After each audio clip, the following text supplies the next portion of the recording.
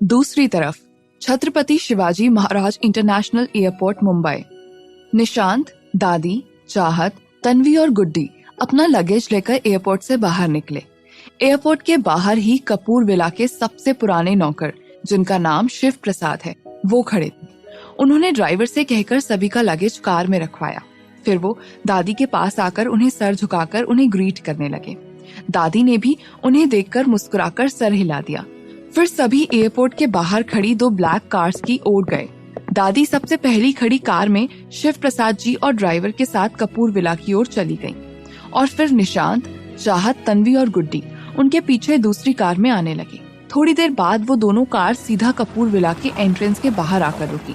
वहाँ एंट्रेंस पर बड़ा सा ब्लैक कलर का ट्विन आयरन मेन गेट था।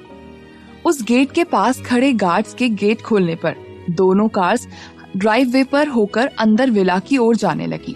दूर से ही विला के सामने एक बड़ा सा सर्कुलर फ्रंट यार्ड दिख रहा था, जिसके बीचों बीच में एक बड़ा सा राउंड शेप का मार्बल का फाउंटेन था और उस फाउंटेन के चारों ओर छोटे छोटे रॉक पॉट वाटर फाउंटेन भी मौजूद थे, जिसके चारों ओर बहुत सारे फूलों के पौधे थे। उस बड़े से फाउंटेन और उन रॉक पॉट फाउंटेन से बहता हुआ पानी बहुत सुंदर लग रहा था। वो दोनों कार्स उस फ्रंट यार्ड के राइट साइड से घूमते हुए विला के एंट्रेंस डोर के सामने आकर रुकी। सभी कार से उतरे और विला की 3 से 4 व्हाइट मार्बल की लंबी चौड़ी और राउंड शेप वाली एंट्रेंस सीढ़ियों पर से चढ़ते हुए विला के बड़े से ट्विन ग्लास डोर के सामने जाकर खड़े हो गए। डोर के लेफ्ट और राइट साइड में बड़ी बड़ी ग्लास की विंडोज थी, जिसके सामने बड़े बड़े पौधों के गमले रखे हुए थे। एंट्री डोर पर खड़ी एक मेड ने सर झुकाकर उन सभी का स्वागत किया और वो सभी एंट्री गेट से होकर सीधा कॉरिडोर में पहुंचे।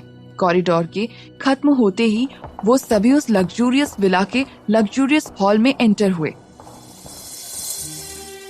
उस हॉल के बीचों बीच सीलिंग पर एक बड़ा लग्जूरियस क्रिस्टल एंड ग्लास का इटालियन पैटर्न में कैंडल होल्डर डिजाइनर झूमर लटका हुआ था और उसके बिल्कुल नीचे एक बड़ी सी entryway rounded black white faux marble table रखी हुई थी, जिसके नीचे बड़ा और गोल ब्लैक कारपेट बिछा हुआ था। उस टेबल पर बहुत बड़े रेड रोजेस के साथ ब्लैक फ्लावर वास रखा हुआ था।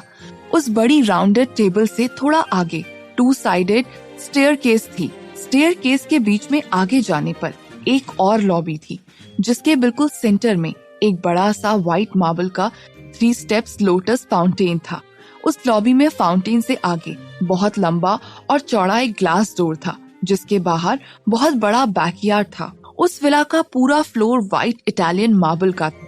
तन्वी और चाहत ने जब उस विला के हॉल को गौर से देखा तो वो हैरान रह गई। वो हॉल बहुत बड़ा था। उधर का इंटीरियर बहुत ही सुंदर था। उस हॉल में एंटर करते ही लेफ्ट साइड में एक सिटिंग एरिया मौजूद था, जहाँ पर बहुत बड़े बड़े white and black U shape के कर्व्ड राउंड लेदर के सोफा सेट रखे हुए थे और उन सोफा सेट के सेंटर में उन सोफा सेट से मैचिंग राउंड शेप की कॉफी टेबल रखी हुई थी। उस हॉल की वॉल पर जगह जगह stylish crystal wall light lamp लगे हुए और साथ में कई खूबसूरत पेंटिंग्स और फ्रेम राउंडेड मिरर्स से उस हॉल की चारों तरफ की वॉल्स डेकोरेट की हुई थी। हॉल की लेफ्ट और राइट साइड वॉल से अटैच करके जगह जगह वुड एंड ग्लास की वॉल माउंटेड मिरर टेबल रखी हुई थी, जिस पर की डेकोरेटेड फ्लावर वास और डेकोरेटिव शो पीसेस रखे हुए थे, जिससे उधर की सुंदरता और बढ़ रही थी। दादी, निशांत, गुड्डी, चाहत और तन्वी सोफे पर जाकर बैठ गए। तभी दादी ने एक मेड से कीर्ति जी के बारे में पूछा तो मेड ने बताया कि कीर्ति जी और प्रशांत जी अभी अभी सिद्धि विनायक मंदिर के लिए निकले हैं और दोपहर तक लौट आएंगे। तभी एक और मेड ट्रे में पानी लेकर आई। सभी ने पानी पिया और वहीं थोड़ी देर बैठकर बातें करने लगे। थोड़ी देर बाद दादी ने गुड्डी से चाहत और तन्वी को उनका रूम दिखाने को कहा और फिर दादी वहाँ से अपने रूम की ओर चली गई। फिर गुड्डी चाहत और तन्वी को लेकर राइट साइड वाली स्टेयरकेस से फर्स्ट फ्लोर पर ले जाने लगी। ऊपर चढ़ते हुए तन्वी और चाहत ने देखा कि वहाँ की वॉल पर भी कई सुंदर सुंदर पेंटिंग्स लगी थी। तीनों फर्स्ट फ्लोर पर पहुंची। तब तन्वी और चाहत ने देखा वहाँ एक लंबा और थोड़ा चौड़ा कॉरिडोर था। उन्होंने कॉरिडोर में पहुंचते ही सामने कर्व्ड ग्लास रेलिंग स्टेयरकेस देखी और उसी स्टेयरकेस से राइट साइड के पास एक बड़ा सा ग्लास डोर देखा, जिसके अगल बगल आर्टिफिशियल बड़े बड़े साइज के पौधे के गमले रखे थे। उस ग्लास डोर के अंदर देखने से वो कोई बड़ा सा रूम दिख रहा था। स्टेयरकेस के पास बैठने के लिए सिटिंग एरिया बनाया हुआ था, जहाँ पर व्हाइट कलर के सोफे रखे हुए थे। उस फ्लोर पर कई सारे रूम्स थे, इसीलिए गुड्डी चाहत और तन्वी को कॉरिडोर के राइट साइड के रूम्स की ओर ले गई। पहले रूम को छोड़कर दूसरा रूम तन्वी और तीसरा रूम चाहत को उसने दिखाया। फिर चाहत और तन्वी अपने अपने रूम के अंदर चली गई और गुड्डी भी वहाँ से अपने रूम की तरफ चली गई। चाहत जब अपने रूम के अंदर पहुंची तब उसने एक नजर पूरे रूम को देखा। वो रूम बहुत बड़ा था, जिसमें हर एक चीज महंगी और सुंदर थी। फिर वो सीधा चलकर रूम की बालकनी में आई। वो बालकनी बहुत सुंदर थी, उसे गार्डन स्टाइल लुक दिया हुआ था। वहाँ अलग अलग तरह के सुंदर सुंदर फूलों के गमले थे।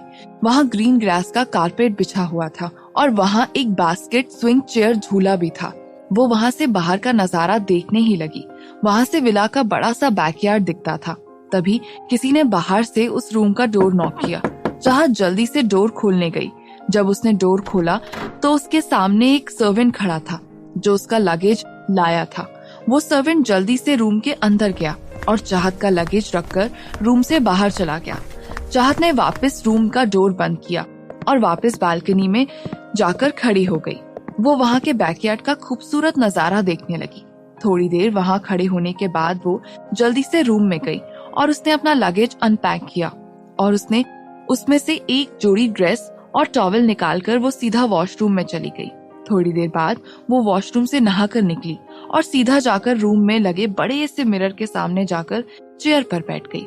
वो अपने गीले बालों को बांधे हुए टॉवल को बालों से उतारती है और फिर उसी टॉवल में अपने गीले बालों को पोंछते हुए मिरर में खुद को ही देखते हुए बोली, चाहत अब कुछ याद मत रख वो बुरी बात।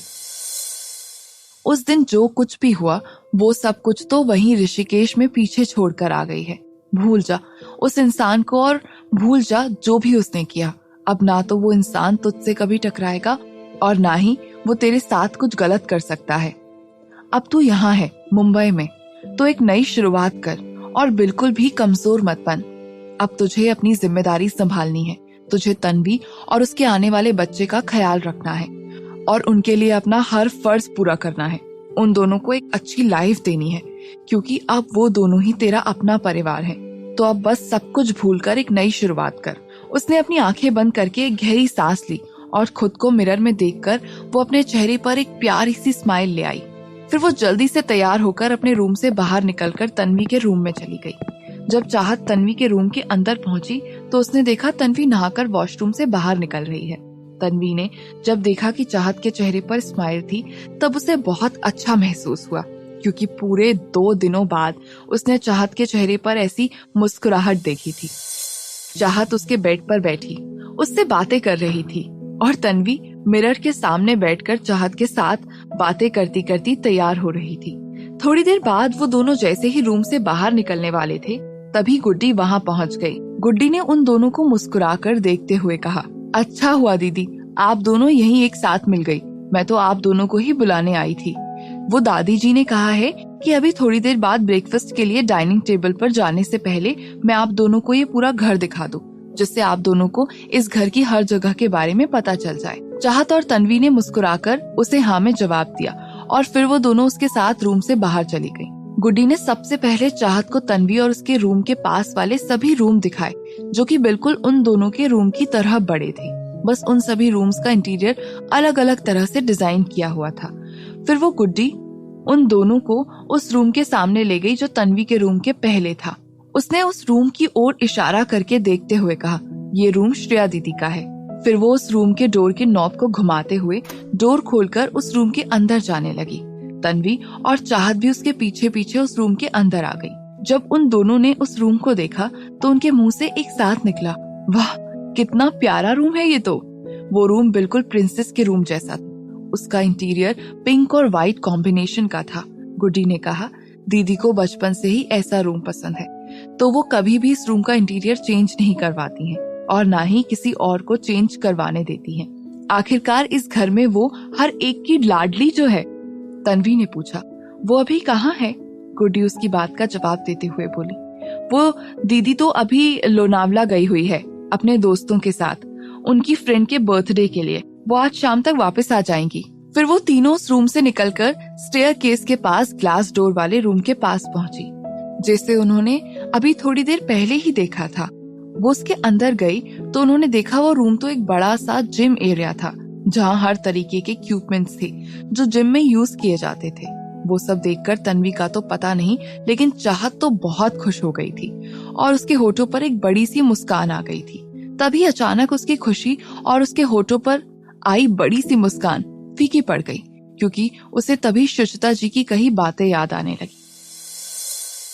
वो मन ही मन खुद से बोली, क्या मासी, हद है। बाकी सब काम के लिए मना करना था तो ठीक था, लेकिन प्रैक्टिस करने से क्यों मना कर दिया। अब इतना बड़ा जिम और इसमें रखे इक्विपमेंट्स रोज देख सकती हूँ, लेकिन इनका यूज नहीं कर सकती। फिर गुड्डी उन दोनों को वहां से सीधा कॉरिडोर के लेफ्ट साइड एरिया की ओर ले गई। उधर भी कई बड़े बड़े रूम्स थे। उसने उस रूम्स की ओर जाते हुए कहा, ये रूम्स मैं आपको सिर्फ बाहर से दिखा सकती हूँ, क्योंकि भैया को किसी और का आना बिल्कुल भी पसंद नहीं है कि कोई उनकी बिना परमिशन के उनके रूम में जाए। फिर उसने वहां के सभी रूम उन दोनों को बाहर से दिखा दिए। फिर वो तीनों नीचे उस बड़े से हॉल में आ गए। उन्होंने देखा वहां 2 से 3 नौकर जल्दी जल्दी वहां की डस्टिंग कर रहे थे। उसके बाद गुड्डी ने उन्हें नीचे मौजूद सभी रूम्स, किचन, बेसमेंट और बाकी सभी जगह दिखाई। फिर गुड्डी उन्हें बैकयार्ड में ले आई। वहां बहुत बड़े पेड़ पौधे और फूल थे। वहां एक बड़ा सा स्विमिंग पूल भी था और एक बड़ा सा एलिफेंट फाउंटेन भी था।